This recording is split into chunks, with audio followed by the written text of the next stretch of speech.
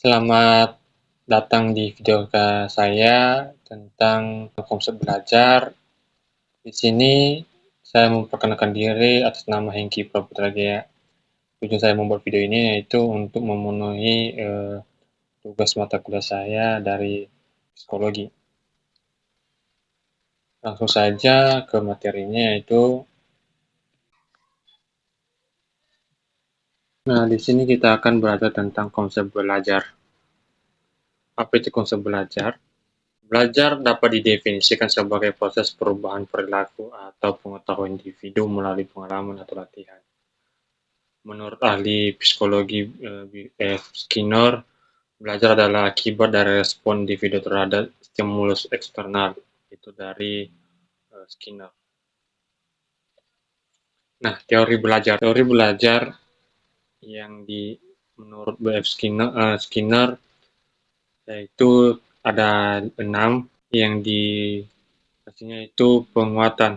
Penguatan atau reformation, yaitu penguatan adalah proses yang meningkatkan kemungkinan terjadinya perilaku tertentu. Skinner membagi penguatan menjadi 2 jenis, yaitu positif atau mendapatkan stimulus yang menyenangkan, dan negatif yaitu menghapus stimulus yang tidak menyenangkan. Itu penguatan.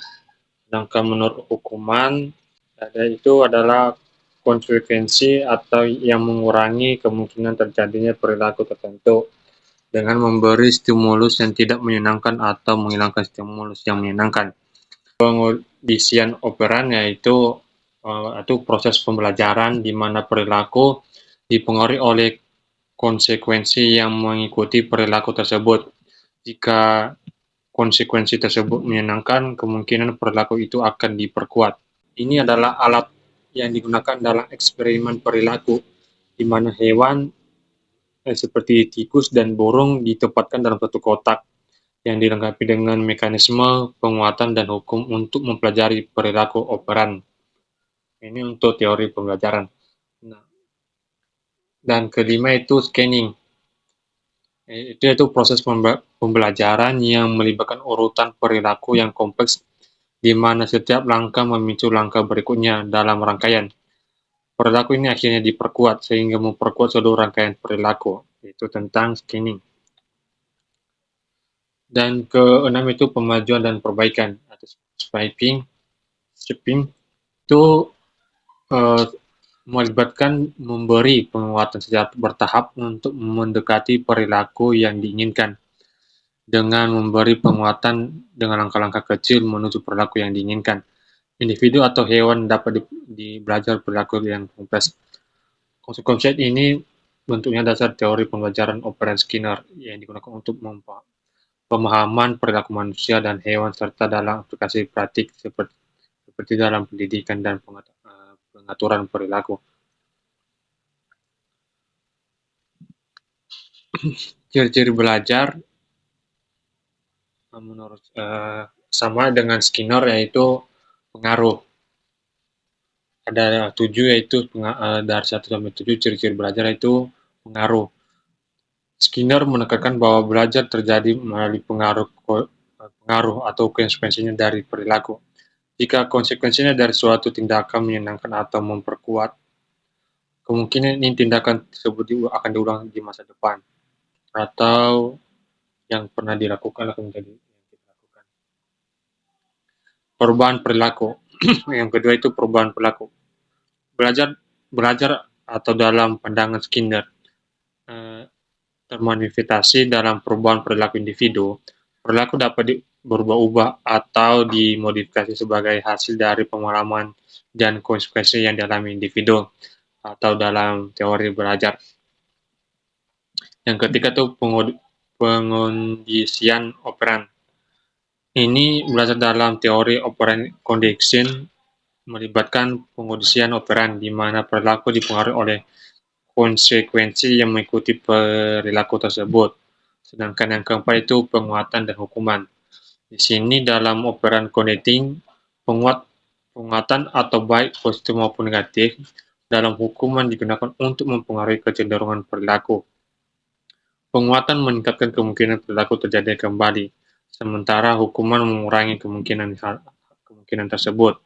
Penggunaan Skinner Box. Dalam Skinner Box adalah alat digunakan dalam eksperimen perilaku untuk menyajikan stimulus mereka hewan untuk meneliti atau untuk mengetahui pembelajaran dalam hewan itu. Nah, untuk mengontrol lingkungan dan keenam itu pemajuan dan perbaikan. Spring melibatkan memberikan penguatan secara bertahap untuk mendekati perilaku yang diinginkan dengan memberikan penguatan pada langkah-langkah kecil menuju perilaku yang diinginkan. Ini individu dapat belajar perilaku yang kompleks. Dan scanning melibatkan pembelajaran urutan perilaku yang kompleks di mana setiap langkah memicu langkah berikutnya dalam rangkaian. Perilaku ini akan diperlakukan sehingga memperlakukan seluruh rangkaian tersebut. Inilah ciri-ciri ini atau mencerminkan konsep kunci dalam teori operant condition yang digunakan untuk memahami bagaimana perilaku dipelajari dan dimodifikasi. Itu ciri-ciri belajar. Nah, sedangkan karakteristik belajar, beberapa karakteristik merupakan ahli psikologi tentang asosiatif stimulus. Yaitu menurut Ivan Polvo, yaitu meneliti kondisi klasik di mana respon dan refleks alami dipicu oleh stimulus yang sebelumnya netral. Ini mengantarkan asosiatif antara stimulus dan respon. Itu karakteristik. Nah, sekarang kan belajar dari respon. Dari John Blanston, seorang pendiri aliran behaviorisme, menekankan belajar sebagai hasil dari respon terhadap stimulus eksternal. Sedangkan hukum dan efek dari latihan dari Edward Thorndike, yang ketiga yaitu mengemukakan bahwa hukum efek yang menyatakan bahwa perilaku yang diikuti oleh konsekuensinya menyenangkan lebih mungkin untuk diulang. Sementara itu, perilaku yang diikuti oleh konsekuensinya tidak menyenangkan lebih mungkin untuk dihindari atau untuk pembelajaran. Penguatan dan hukum. Ini Skinner mengembangkan teori pembelajaran operan yang menekankan peran penguatan dalam pembentukan dan pembenaran perilaku untuk dipelajari. Ini dalam konteks belajar. Nah, sedangkan nomor 5 itu pembelajaran sosial. Albert Bandura. Ini orang ini meneliti konsep pembelajaran sosial atau pembelajaran melalui pengamatan dan peniruan perilaku orang lain. Itu yang ditemukan karakteristik belajarnya. Sedangkan proses aktif siswa ini dari Jornet Bernard menekankan pentingnya siswa menjadi aktif dalam proses pembelajaran dan pembangunan pengetahuan tentang mereka sendiri. Sedangkan nomor 7 itu interaksi sosial atau Lev Vygotsky, yaitu menyoroti peran interaksi sosial dan pembelajaran dan perkembangan kognitif termasuk zona pengembangan dekat. Nah, sedangkan nomor 8 itu konstruksi pengetahuan. Di sini Jean Piaget mengemukakan bahwa anak-anak secara aktif membangun pengetahuan mereka sendiri melalui interaksi dengan lingkungan mereka.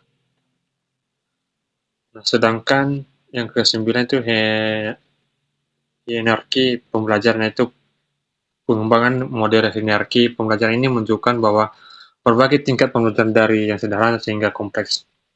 Dari pembelajaran dari yang sederhana hingga lebih kompleks gitu. Nah, sedangkan yang ke-10 itu menyoroti pentingnya pengorganisasian struktur kognitif dalam pembelajaran, termasuk penggunaan pendekatan pembelajaran yang berbasis pada konsepnya. Ini dalam konsep yang diinginkan gitu. Dan sedangkan taksonomi Bloom atau yang ini adalah kerangka kerja yang digunakan untuk mengklasifikasikan tujuan pembelajaran ke dalam tingkat yang lebih berbeda, mulai dari yang rendah hingga yang tinggi, seperti pengetahuan, pemahaman, aplikasi, analisa, sistematis, dan evaluasi. Itulah tentang karakteristik belajar, teman-teman. Selanjutnya lanjut, itu ragam belajar. Menurut Pak Adi, ada beberapa ragam belajar, yaitu teori kecerdasan majemuk. Ini dari Howard Gardner menunjukkan bahwa ada beberapa jenis kecerdasan yang meliputi kecerdasan verbal, linguistik, dan logika. Logika matematik, visual ruang, musik, kinestetik tubuh, interpersonal, dan interpersonal. Ini menunjukkan bahwa individu dapat memiliki kekuatan belajar untuk berbeda-beda, tergantung pada jenis kecerdasan yang domainnya pada mereka, tergantung mereka apa yang mereka inginkan. Dalam mode Frag, ini dari David, ini mengklasifikasikan individu ke dalam 4 jenis pembelajaran, yaitu visual, auditorial, kinestetik, dan membaca atau tulisan. Ini membantu dalam mengidentifikasi preferensi belajar individu sehingga metode pembelajaran dapat disesuaikan dengan lebih baik. Dalam model belajar pengalaman, ini dari Peter Hornet dan Alan Robb. Model ini membagi pembelajaran menjadi 4 gaya, yaitu refleksi, teori, pragmatis, dan eksperimen. Ini menekankan pentingnya refleksi dan pengalaman langsung dalam pembelajaran efektif. Nah, sedangkan nomor kelima yaitu ketiga itu model pembelajaran aktif. Model ini menggambarkan 4 jenis pembelajaran berdasarkan preferensi dalam memperoleh informasi, yaitu reflektif, teoritis, pragmatis, dan pragmatis. Dikit beda sih. Pragmatis, reflektif. Nah, sedangkan kelima itu teori persepsi belajar.